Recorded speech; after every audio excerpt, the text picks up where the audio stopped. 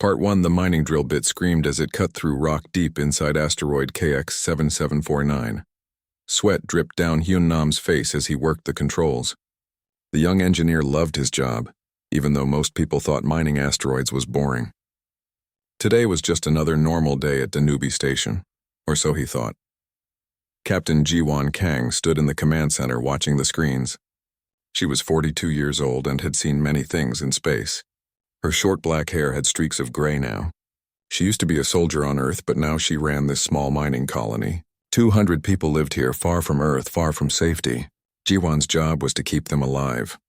The alarm started suddenly. Red lights flashed everywhere.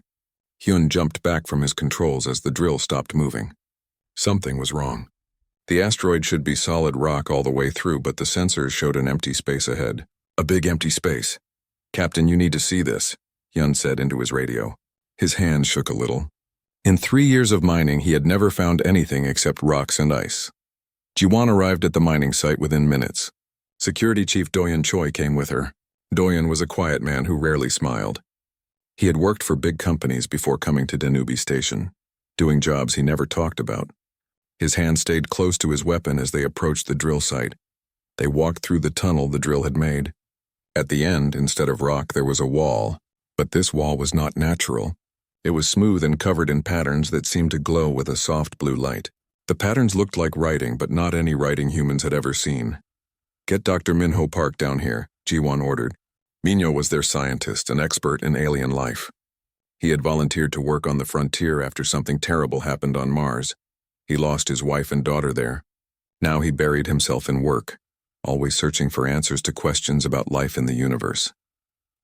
When Minho arrived, his eyes went wide. He touched the wall carefully like it might break. "This is technology," he whispered. "Very old technology. These symbols. They're some kind of computer code, I think." Hyun connected his equipment to the wall.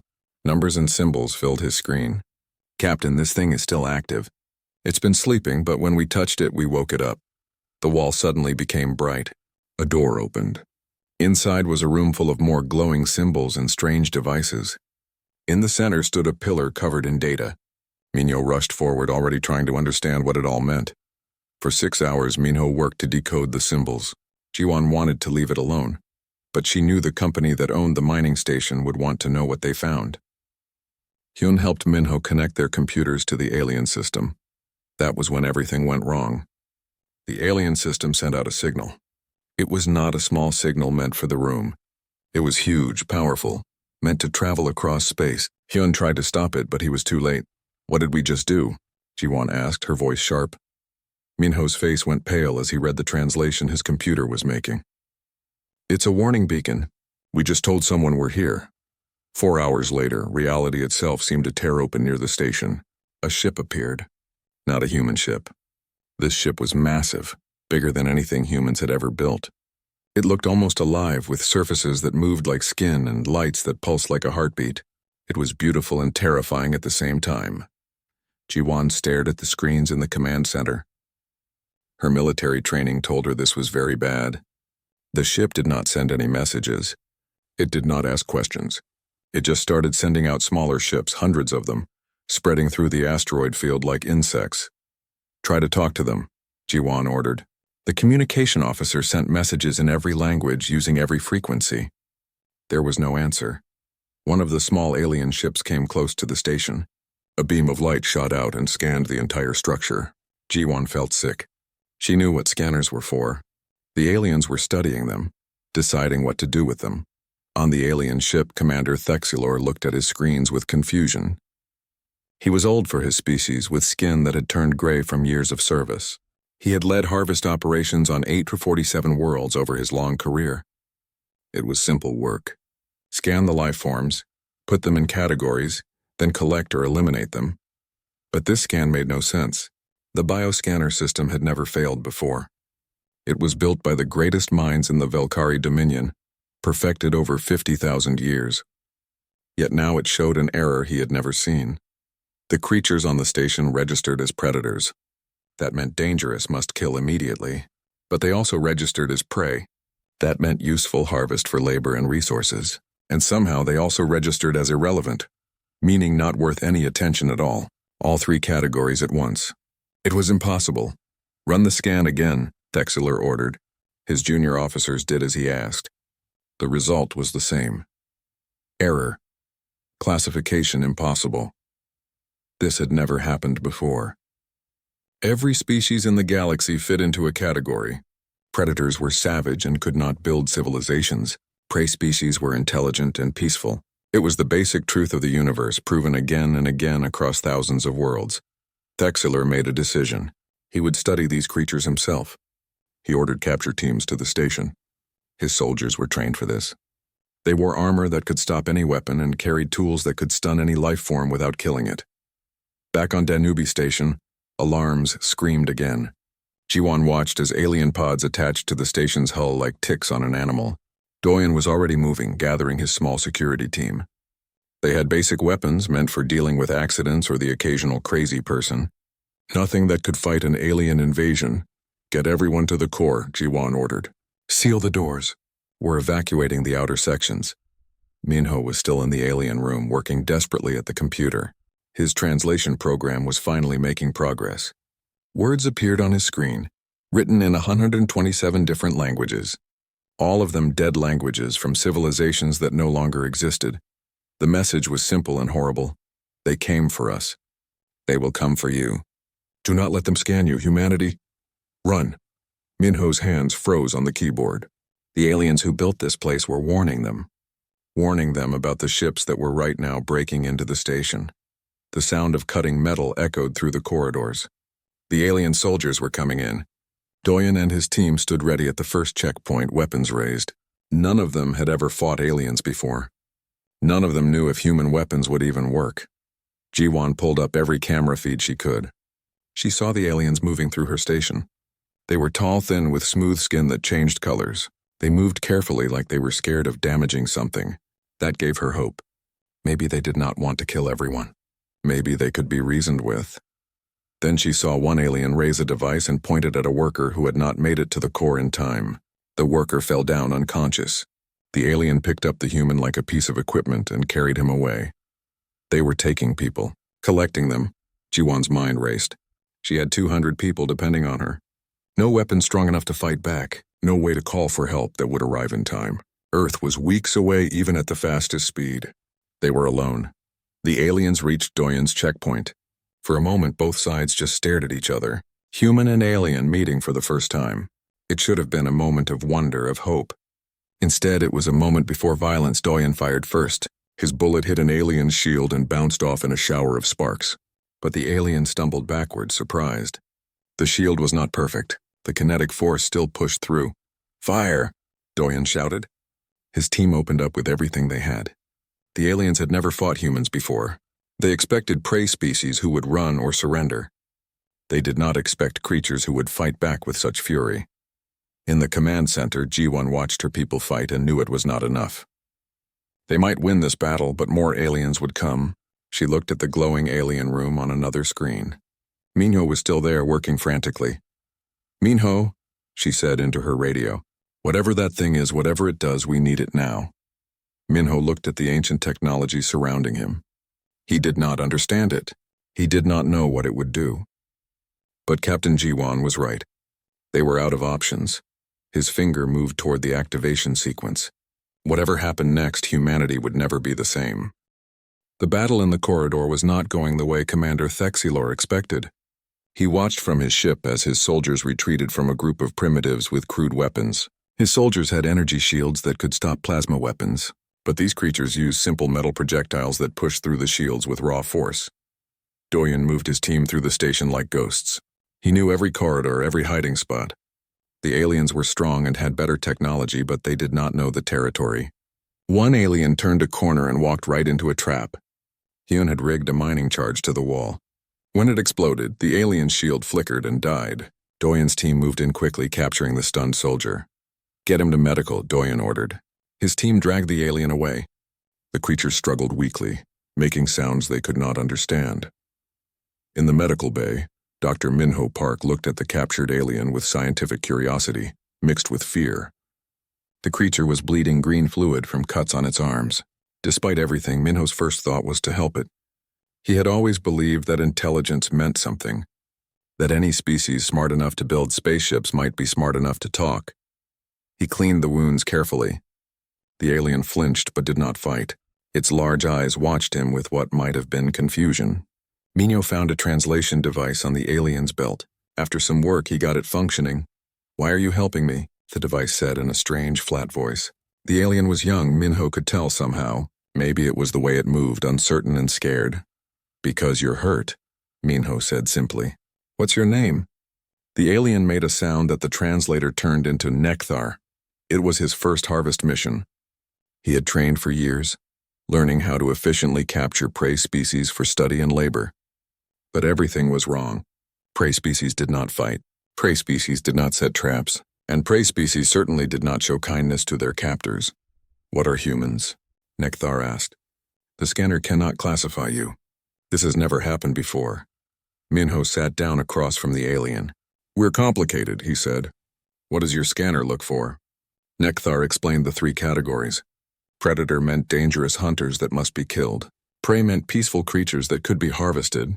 Irrelevant meant not worth attention. Every species in the galaxy fit perfectly into one category.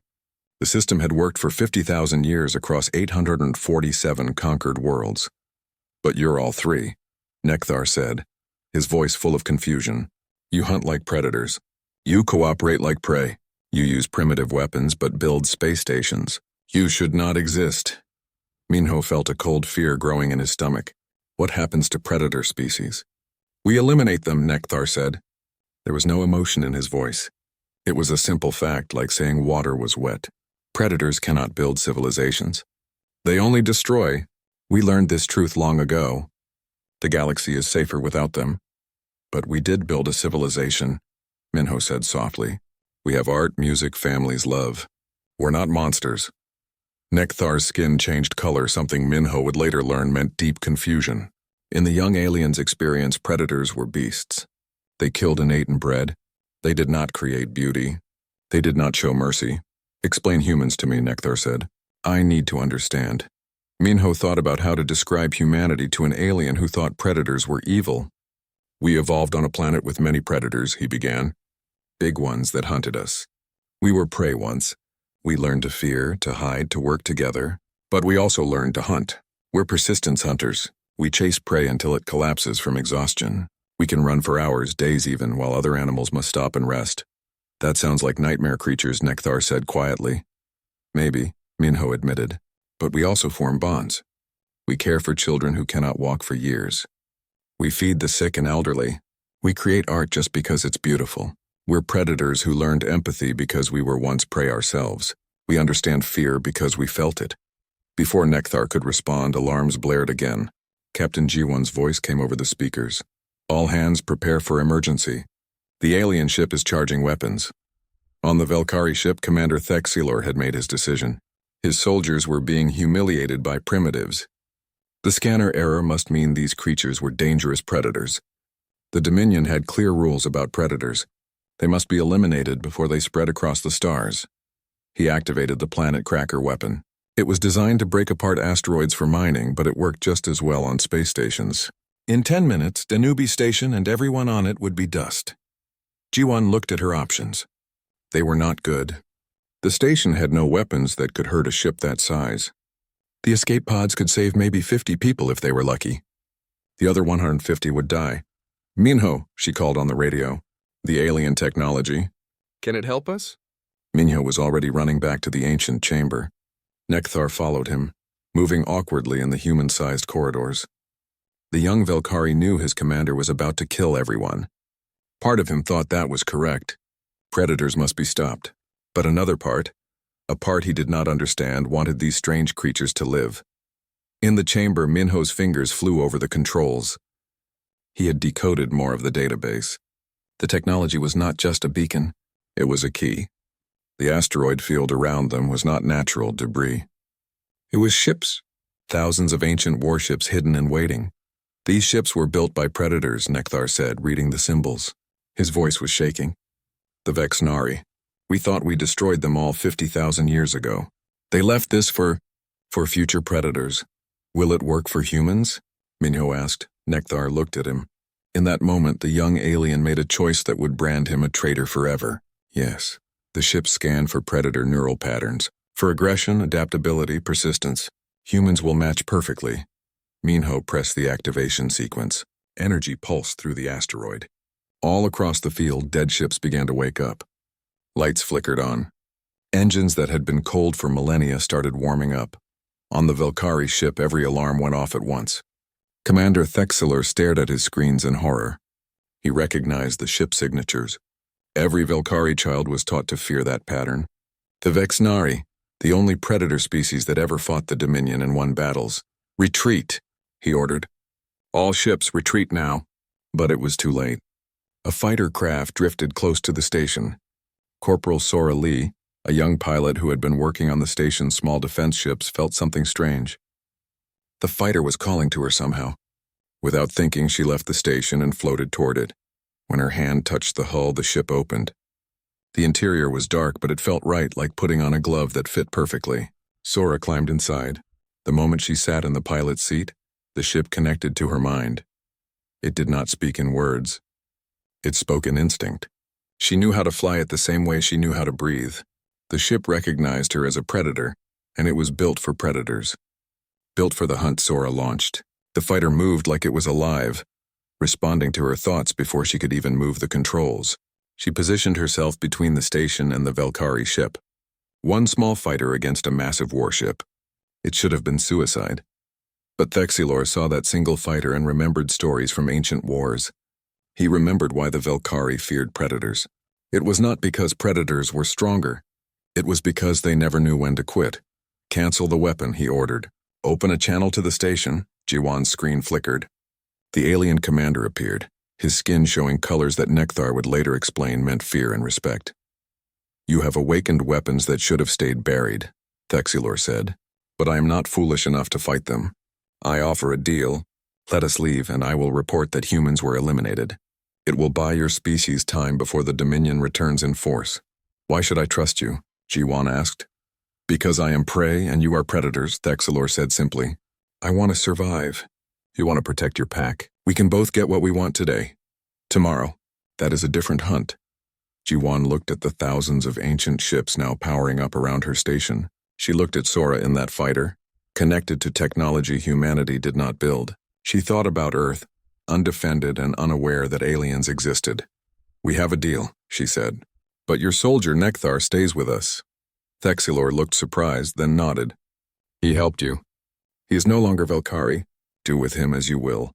The Velkari ships left. Jiwan watched them go, knowing this was only the beginning. Humanity had been discovered, and the galaxy thought they were monsters that needed to be destroyed. In the ancient chamber, Minho finally finished translating the full message from the Vexnari. His hands shook as he read it. The message was not just a weapon. It was a warning and a hope. The Vexnari had known about humans 50,000 years ago.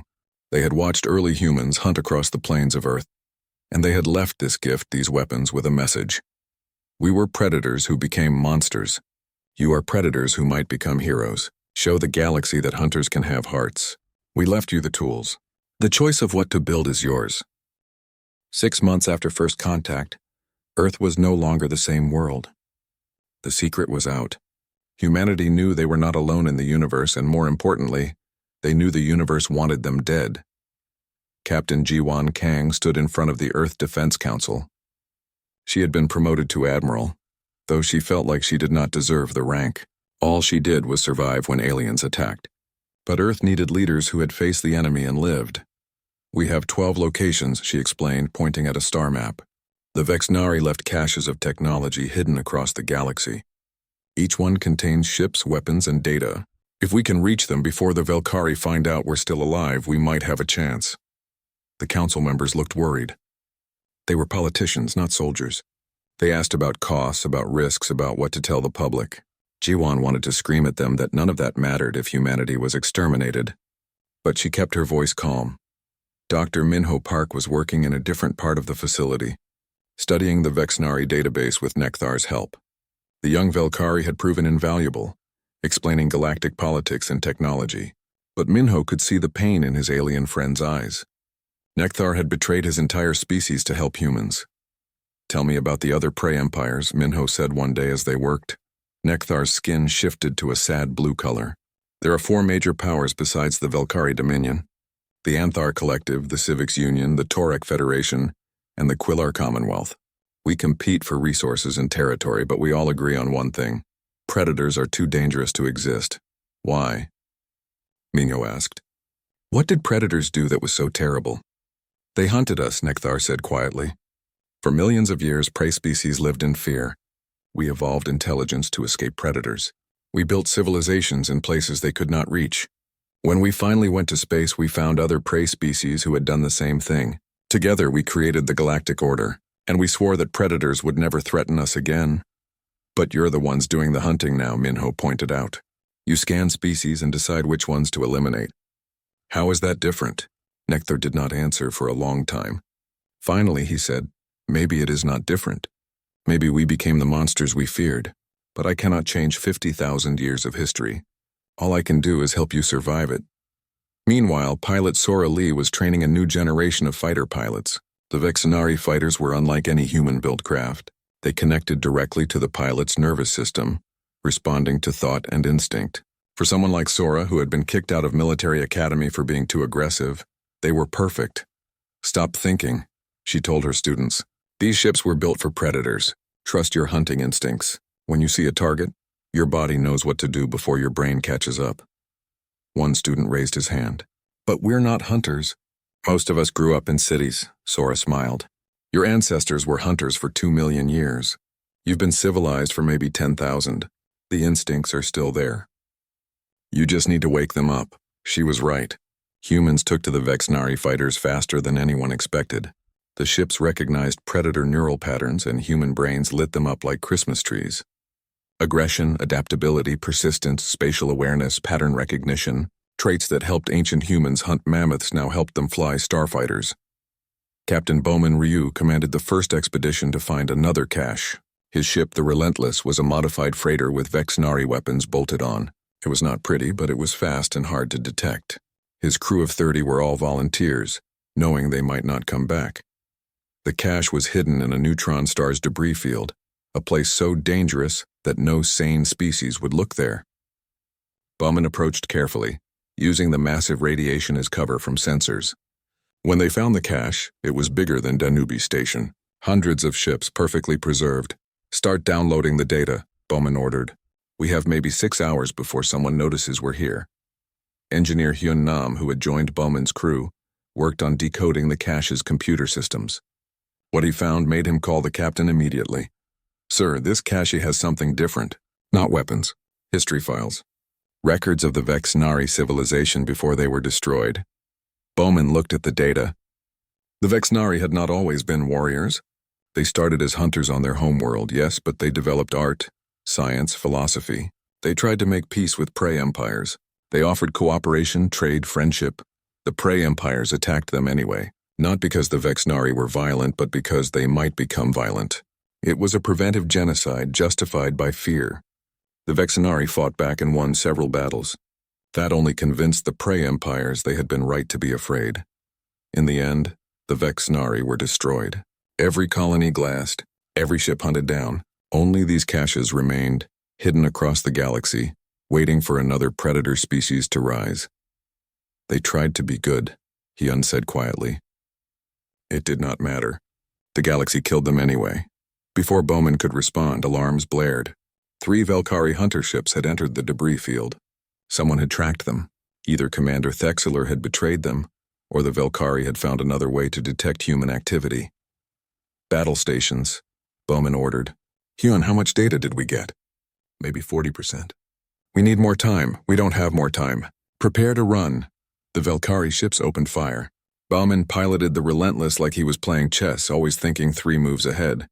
He used asteroids for cover, timed his movements to the radiation pulses of the neutron star, but it was not enough.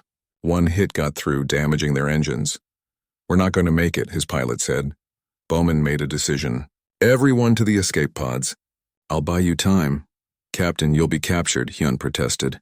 Better captured than dead. Maybe I can learn something useful. Now go, the crew evacuated. Bowman stayed on the bridge, steering the damaged ship in circles around asteroids. making the Valkyrie work for their prize. When they finally disabled his ship completely, he destroyed the navigation data. They would not learn about the other caches from him. Valkyrie soldiers boarded and took him prisoner. Bowman did not resist. He was a strategist and he knew when a battle was lost. But the war was not over. They took him to a massive prison ship. Inside he found something unexpected. Other prisoners. Not humans. These were survivors of predator species the Valkyrie had supposedly eliminated. A reptilian warrior with scars covering his body, a moth-like creature with damaged wings, a few others kept alive for study. The reptilian approached him. When he spoke, a translator collar turned his hisses into words. Human. I heard rumors of a new predator species. I am Crixtor. My people were destroyed 40 years ago. I am the last of my kind. There are more humans, Bowman said. We're not extinct yet. Yet, Crixtor repeated. That is the important word. The prey empires never stop hunting. They are patient. They can wait decades. They will study you, learn your weaknesses, then strike when you are most vulnerable. The moth creature, who called herself Whisper, floated closer.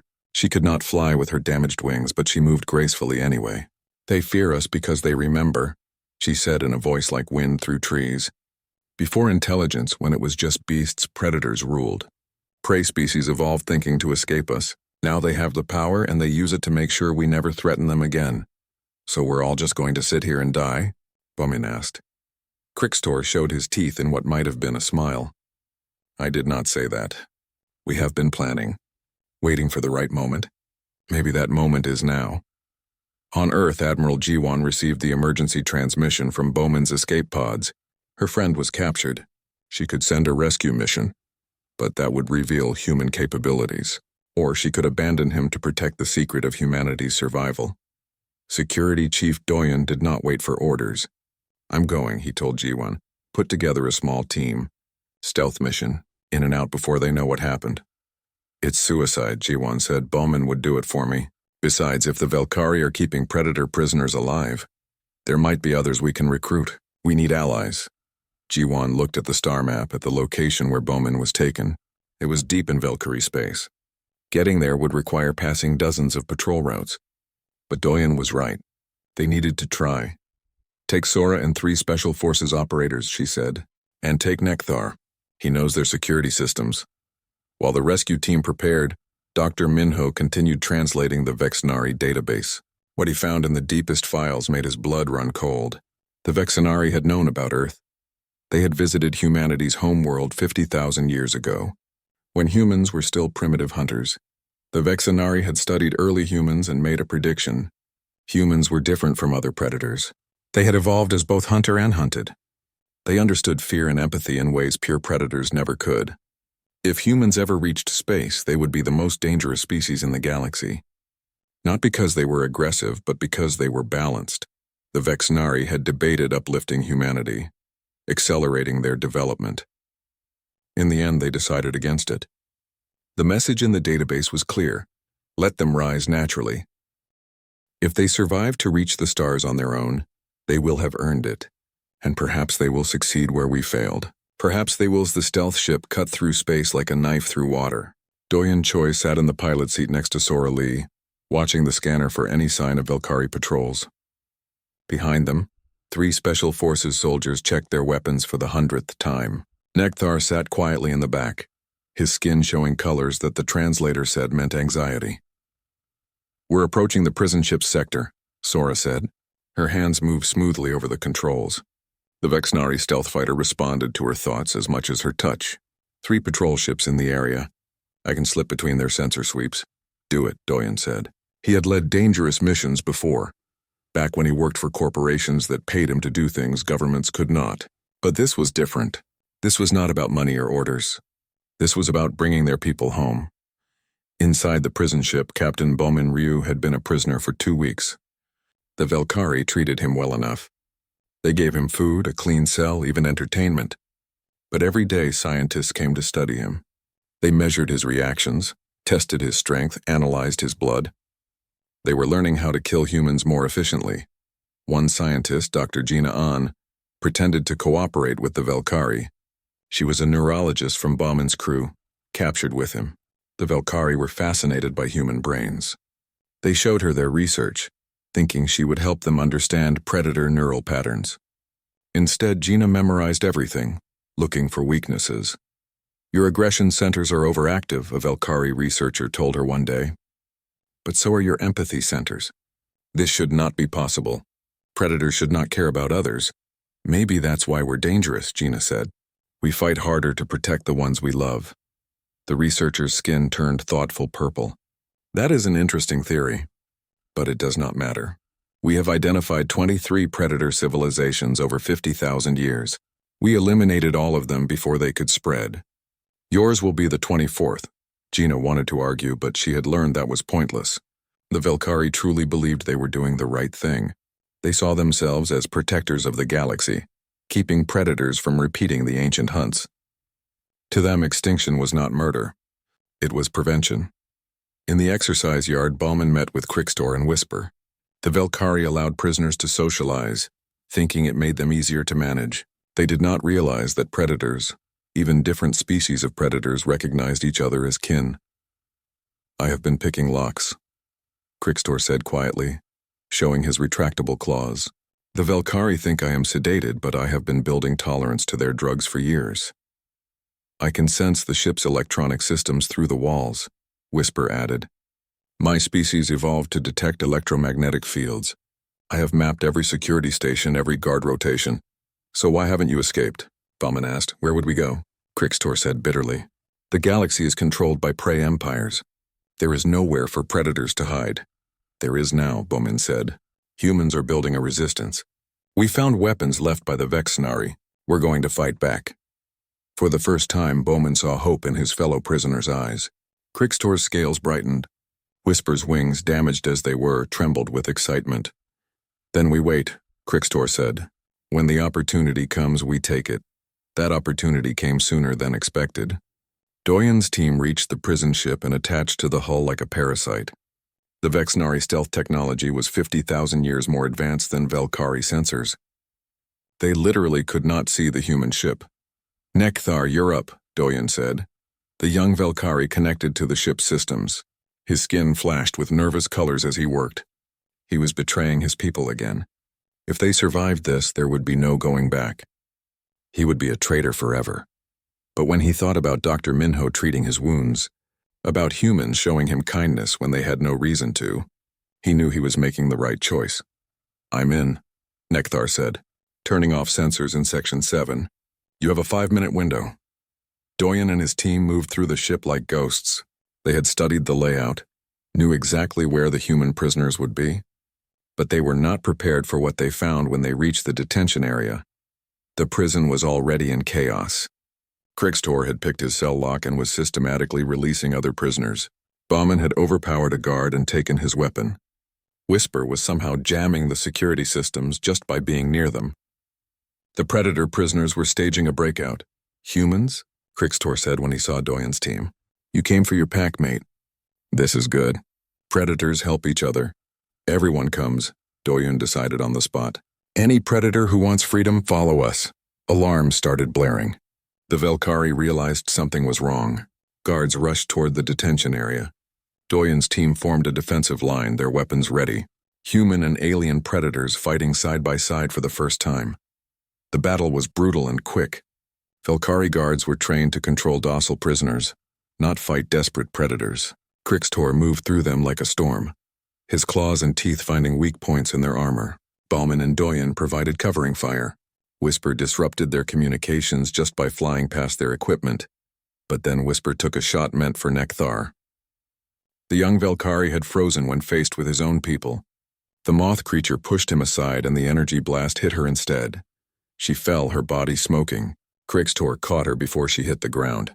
"You saved the prey," he said in wonder. "Why?" Whisper's voice was faint. "He is prey who hunts with predators. That makes him brave. Tell humans, tell them we were more than teeth and claws. We were people." Then she was gone. The first casualty of humanity's war. Not even human, but died protecting one of their allies. "Move," Doyen shouted. They could grieve later. Right now, they had to survive. The group fought their way to the hangar. Sora brought the stealth fighter in hot, dodging fire from the ship's defensive guns. Prisoners piled into the small craft, packed tighter than safety allowed. Crixtor was the last aboard, carrying Whisper's body. Predators did not leave their dead behind. As they pulled away from the prison ship, Velkari fighters launched in pursuit. Sora pushed the stealth fighter to its limits, weaving through fire that would have killed a normal pilot. The G-forces were crushing. The prey species pilots could not match her maneuvers because their bodies would fail first. Humans had evolved to run marathons, to chase prey across continents. That same endurance let them survive accelerations that would kill prey species. It was a small advantage, but in space combat, small advantages meant the difference between life and death. They lost the pursuit in a nebula. The Vexnari fighters' stealth technology activated, and they vanished from sensors. The Velkari circled the area for hours but found nothing. On the long journey back to Earth, Bowman told Doyen what he had learned. "The Velkari are studying us because they're scared," he said. "They know we're different from other predators. We combine traits that should not go together. They're trying to find a weakness before the full extermination fleet arrives." "When will that be?" Doyen asked. Dr. Gina overheard the researchers talking. The 5 major prey empires are meeting to discuss the human problem. If they all agree we're a threat, they'll send a combined fleet. 50,000 ships or more. It could be months or years, depending on their politics. Doyen looked at the rescued prisoners crammed into the small ship. Humans and aliens, predators all, united by survival. Then we use that time to prepare. We find the other caches. We build an alliance, and we show the galaxy that we're not going quietly. Crixtor, overhearing the conversation, showed his teeth in approval. Finally, prey that thinks like predators. You will make worthy allies in the hunt. When they arrived at Earth, Admiral G1 was waiting. She saw the rescued prisoners, the body of Whisper that Crixtor refused to leave behind, and the exhausted faces of her people. They had won a small victory, but the cost was clear. "We'll give her a proper funeral," G1 said, gesturing to Whisper. "She died protecting one of ours. That makes her one of ours." They built a monument for Whisper in Earth orbit. It was simple but beautiful, made from materials from her homeworld that Crixtor remembered. The inscription read, "The first to fall but not forgotten." She showed us that being predators does not mean being alone. More predator survivors began arriving. Word spread through hidden networks. Individuals who had escaped genocide, living in shadows, now came to Earth. Each one brought knowledge, skills, and a burning desire for justice. Dr. Minho worked with all of them, learning about the 23 extinct civilizations. Each one had developed art, science, philosophy. Each one had tried to coexist with prey empires. Each one had been destroyed anyway. The pattern was clear and horrible. "They don't kill us because we're evil," Minho explained to Admiral G1. "They kill us because they're afraid of what we might become. It's preventive extinction, justified by ancient trauma. In their minds, they're the heroes protecting the galaxy. So how do we change their minds?" G1 asked. "We don't," Minho said sadly. "Some fear is too deep to reason with. We can only prove them wrong by surviving, by being better than they think we are." That night, Nekthar. Admiral G1 Kang stood in the command center, watching 50,000 enemy ships advance into the solar system. Every screen showed the same impossible numbers. 100 enemy vessels for every human ship. The largest military force ever assembled in galactic history, united for a single purpose: killing humanity. "They're giving us time to surrender," her communication officer said, broadcasting terms of peaceful extinction. "They promise it will be quick and painless." "Peaceful extinction," G1 repeated. "How generous of them." She looked at the faces of her command crew. Fear, yes, but also determination. Humans had faced extinction before, back when they were just clever apes on a dangerous planet. They survived ice ages, supervolcanoes, predators bigger and stronger than them. They would survive this too, or die trying. Captain Bowman Ryu stood at the tactical station. His time as a prisoner had taught him how prey empires thought. They were methodical, careful, afraid of casualties. That was their weakness. "They'll advance slowly," he said, "testing our defenses. They expect us to fortify Earth orbit and make a stand. We should do the opposite." "Explain," G1 said. "Humans are persistence hunters. We evolved to chase prey across continents, wearing them down over days. We should use the whole solar system as our hunting ground. Draw them in, make them chase us, exhaust them, strike when they're tired and spread out." It was a desperate plan, but it was the only one they had. G1 gave the orders. Human ships scattered throughout the solar system, seeding it with mines, automated weapons platforms, and sensor networks. They broadcast fake evacuation transmissions, pretending to flee to Mars and the outer colonies. The prey empires, following their doctrine of humane warfare, granted time for the evacuation. They did not realize every evacuation ship was actually planting traps. The galaxy's empires had grown soft from 50,000 years of easy victories. They had forgotten what it meant to fight predators who used every advantage. Engineer Hyun Nam coordinated the trap network from a hidden base in the asteroid belt. He had turned hundreds of asteroids into hollow weapons platforms, each crewed by volunteers who knew they might not survive the coming battle. Prey species build civilizations, he told his team, but predators built tools for 2 million years before that. Let's show them what happens when predators have technology. The Allied fleet entered the inner solar system cautiously. 5 different prey empires, each with their own tactics and traditions, trying to coordinate an invasion. They got in each other's way, argued about formation, debated who should take point. Humans watched and learned, cataloging every disagreement, every cultural difference they could exploit. Dr. Minho Park did something unprecedented. He broadcast a message on open channels, not to military commanders but to the regular soldiers of the prey empires. He showed them the research from the Valkyrie prison ship, records of extinct predator civilizations, their art, their music, their poetry. He asked one simple question: how many civilizations have you murdered? How much beauty have you erased from existence? The message spread through the enemy fleet like wildfire.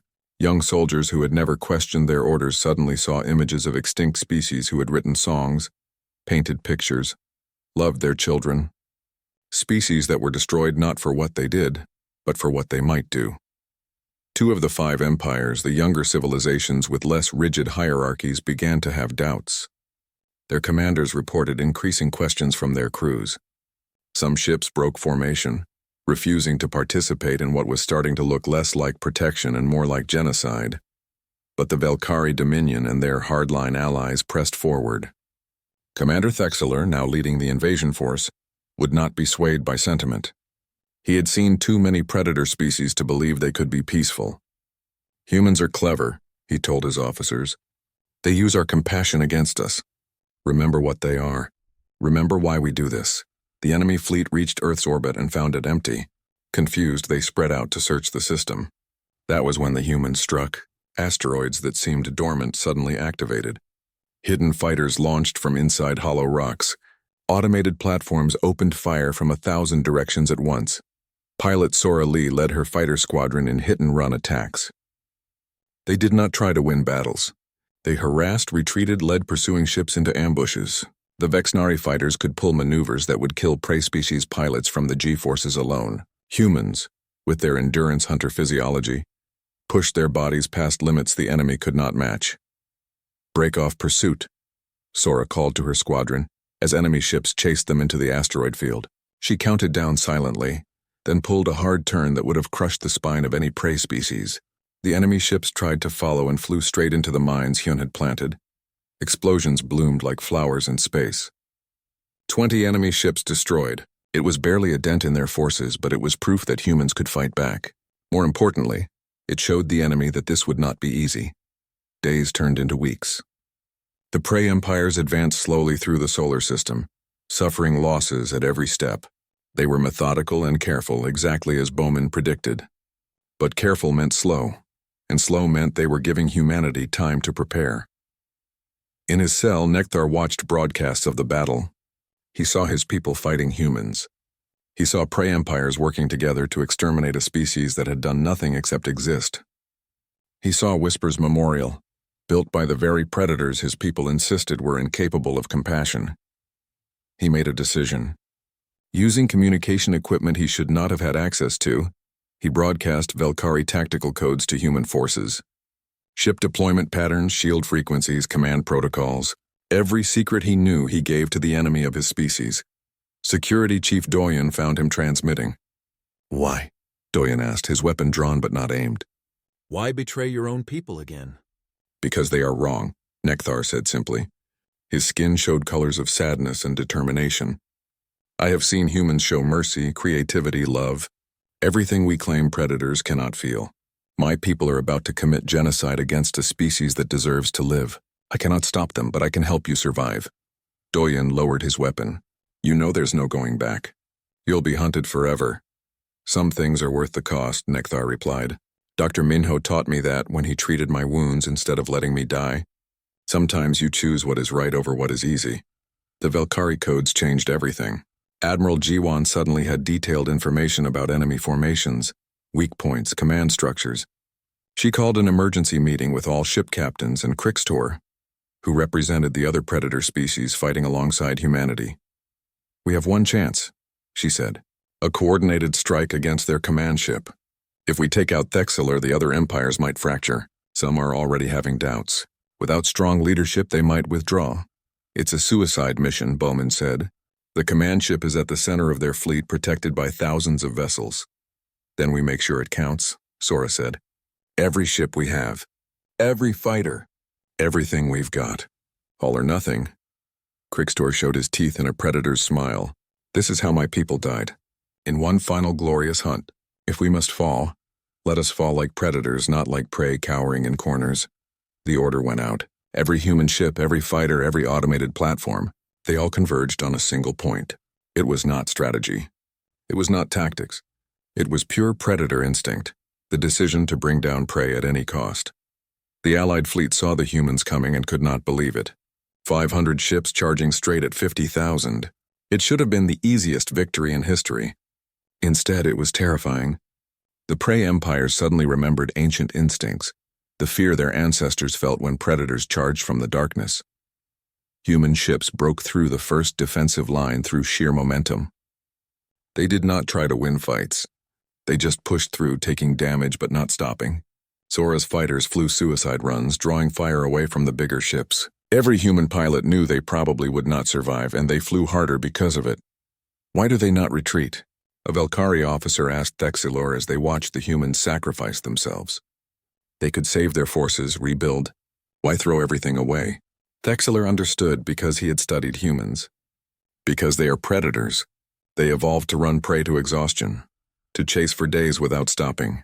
Quitting is not in their nature. This is what makes them dangerous. Doyen led a boarding team onto Thexilor's ship.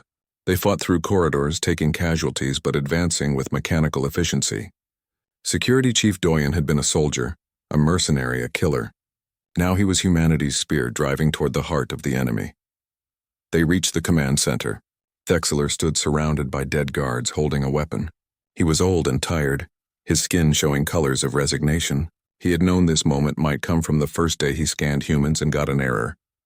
You should not exist, Thexilor said. Predators cannot build civilizations. The galaxy proved this truth across 50,000 years. We're proof you were wrong, Doyen replied, his weapon aimed at the commander's head. One shot would end it. Would break the invasion's command structure. Would save humanity.